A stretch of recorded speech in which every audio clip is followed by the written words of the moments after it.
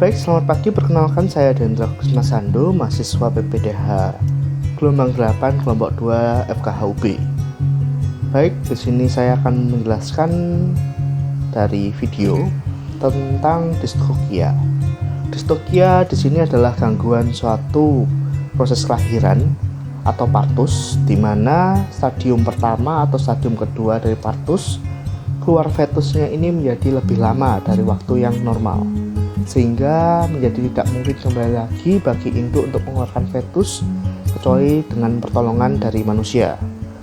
Di sini pada umumnya terjadi lebih banyak pada sapi perah dibandingkan sapi potong. Baik, kita masuk kepada contoh kasus dari videonya. Di sini faktor-faktor yang mempengaruhi dari distokia dapat dilihat dari maternal dan dari fetus itu sendiri. Dari intrinsik dapat dilihat dari umur, berat badan, ukuran pelvis induk, kemudian dari lama kebuntingan, dan dari presentasi fetus. Dari maternal sendiri dapat dilihat dari uterusnya, dapat terjadi pada inersia uterina primer, apakah terjadi gangguan. Kemudian pada juga abdominalnya, apakah terdapat ketidakmampuan merejang. Kemudian pada saluran mungkin terjadi gangguan pada tulang pelvis atau jaringan yang lunak seperti vulva, vagina, cervix, apakah mengalami cacat kongenital. Sedangkan dari fetus sendiri terdapat dari defisiensi hormon, kemudian disproporsi fetus atau maldisposisi fetal, sampai pada kematian fetus. Di sini dapat dilihat pada kasus sapi di mana batas kelahiran normal sudah selesai lewat waktunya dan terjadi distokia. Walaupun keseluruhan durasi kelahiran sangat bervariasi, di sini harus ada tanda-tanda kemajuan yang terus-menerus. Di sini dapat dilihat bahwa anak sapi mengalami posisi yang abnormal. Di sini dokter hewan Riput memberikan masukan untuk memeriksa bagian dari fetus dari posisi sampai dengan cairan plasenta atau amnion, apakah masih cukup atau tidak.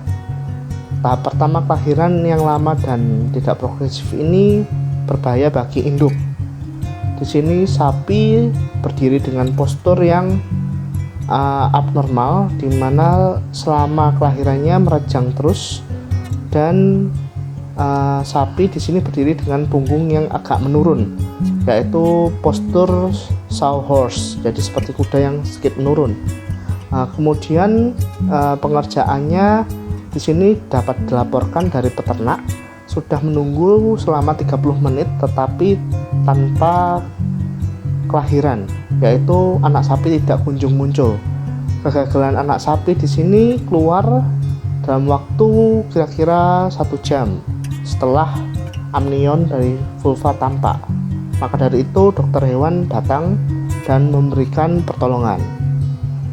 Anak sapi sekarang mengalami posisi abnormal, di mana presentasi dari anak sapi adalah longitudinal posterior dan dilakukan reposisi karena saat ini posisinya adalah dorsus sacrum.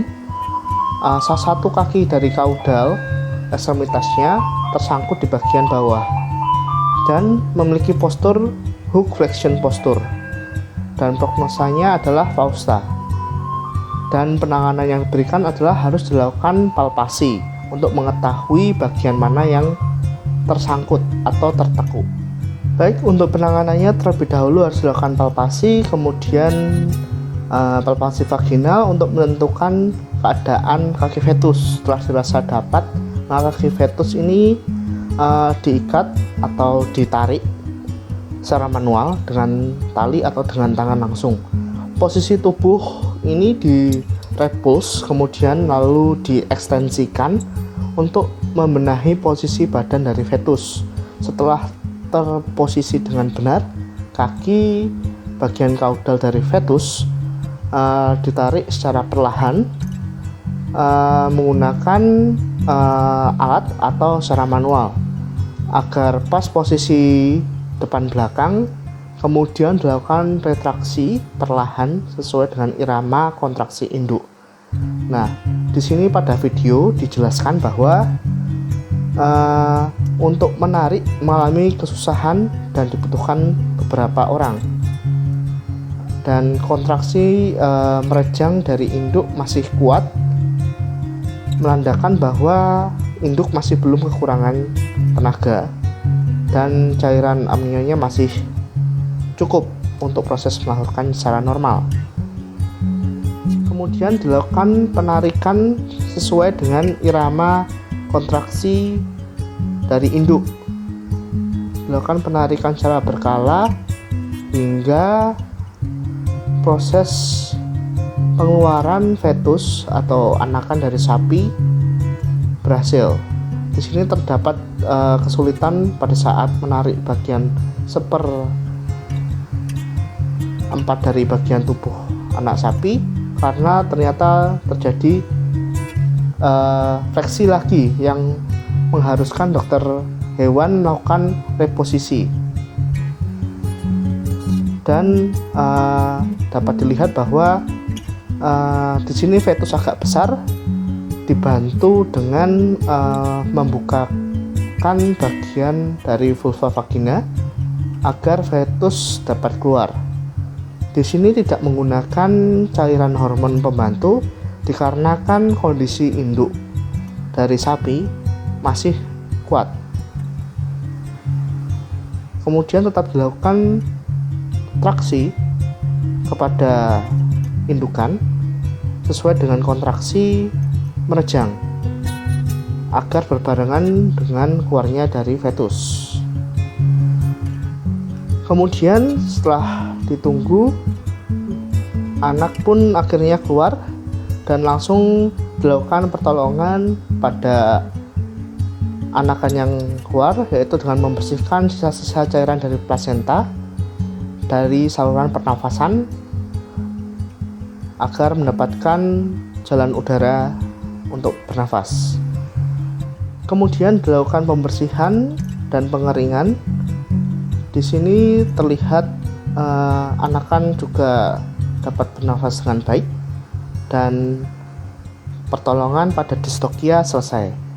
Demikian penjelasan secara singkat tentang kejadian distokia pada sapi perah. Terima kasih dan selamat pagi.